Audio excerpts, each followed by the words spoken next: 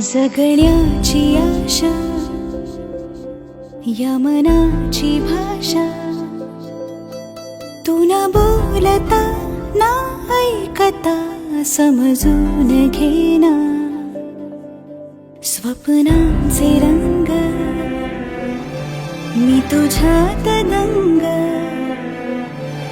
उरे बाकी काय तुझी साथ संग असताना.